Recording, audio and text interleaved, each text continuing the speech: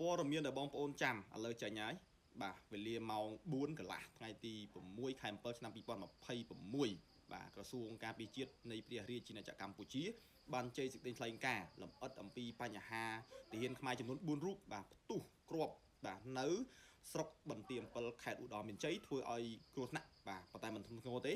រួចរស់ជីវិតទាំងអស់គ្នាគេថាជំងឺស្រាលទេណាហើយអ្នកខ្លះក៏ចោទថៃក៏ចោទខ្មែរឥឡូវនេះព័ត៌មានចេញហើយយើងក៏មកចោទគ្នាប្រភពខ្ញុំយកចេញអំពីក្រសួងការពារជាតិបានបង្ហាញថាសូមបងប្អូនអរគ្នាក៏មកអត់ទាន់ចោទខណៈព្រោះអីខ្មែរយើងក៏អត់ទាន់ហ៊ានបានចោទថៃបើតាមប្រភពបងប្អូនមើលប្រភពច្បាស់ខ្មែរយើងអត់ទាន់បានចោទថៃទេបាទប៉ុន្តែយើងគោរពបទឈប់បាញ់យើងគោរពលក្ខន្តិកៈអីគ្រប់យ៉ាងដែលយើងបានធ្វើកិច្ចព្រមព្រៀងមួយគ្នានៅថ្ងៃទី27ខែ12ឆ្នាំ2025អញ្ចឹងខ្មែរយើងអត់មានចោទថៃទេណាយើងកំពុងតែស៊ើបអង្កេតអញ្ចឹងបងប្អូនអរគ្នាកុំបំពុលសង្គមគុំនិយាយគុំអីទាំងអស់និយាយចំពេលនេះគឺមានតែក្រសួងការពារជាតិទេដែលគាត់មានសិទ្ធិនៅក្នុងការបង្ហាញព័ត៌មានផ្លូវការចោតមិនចោតអញ្ចឹងណាអញ្ចឹងបងប្អូនទាំងអស់គ្នាកុំភ្លេចជួយ Subscribe YouTube Admin កុំភ្លេចជួយ Share ផងហើយកុំភ្លេចជួយ Follow ផងណាតាមរយៈបាទប្រភពផ្លូវការពីក្រសួងការពារជាតិអ្នកនាំពាក្យលោកជំទាវម៉ាលីសុជាតាបានបង្ហាញនៅក្នុងសេចក្តីថ្លែងការណ៍ខាងលើថាកម្ពុជាគោរពយ៉ាងមើងម៉ាត់របស់ចុះបាញ់អត់មានប៉ះទង្គិចអីជាមួយនឹងសៀមទៀតទេហើយរឿងបញ្ហាផ្ទុះនេះគឺនៅក្នុងសេចក្តីថ្លែងការណ៍បញ្ជាក់ឲ្យថាអត់ទាន់វិនិច្ឆ័យបានទេយើងគាត់តែបង្ហាញថា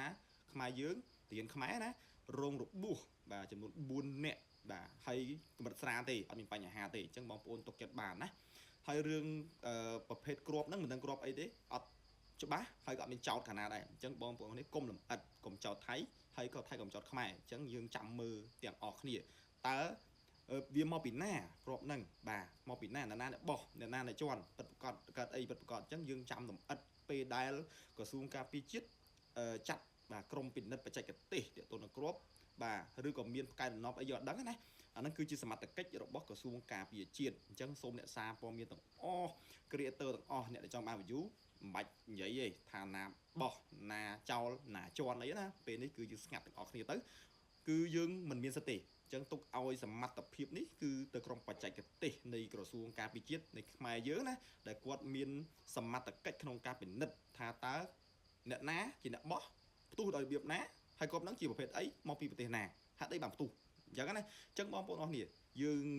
និយាយហើយគឺប្រភពមានតែមួយទេគឺក្រសួងការពារជាតិអញ្ចឹងបានឃើញព័ត៌មានទាំងអស់មិនហ៊ានផ្សាយរបស់ខ្មែរយើងអត់បរិហាទេប៉ុន្តែមានមនុស្សមួយចំនួនតូចដែលគាត់នៅតែបរិហាអញ្ចឹងណាអញ្ចឹងយើងចាំមើលខ្ញុំអត់ហ៊ានចេញទេខ្ញុំចាំមើលតែបើភពចេញផ្លូវការមិនយើងនិយាយតាមក្រសួងការពារជាតិទៅព្រួយខ្មែរយើងអត់មានបោកប្រាស់ព័ត៌មានទេអត់មាន fake news ដូចសៀមនោះទេអញ្ចឹងណាអញ្ចឹងបងប្អូនអរគ្នាលំអិតណា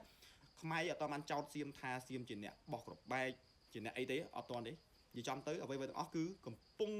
ស្ថិតនៅក្នុងការពិនិត្យបច្ចេកទេសសុទ្ធសាធបើសិនជាមានហេតុការណ៍កើតឡើងក្រសួងការពារជាតិនឹងចេញសេចក្តីថ្លែងការណ៍មួយទៀតអមណាអញ្ចឹងអរគុណអ្នកនរគ្នាកុំភ្លេច share វីដេអូនេះឲ្យបានច្រើនទាំងអស់គ្នា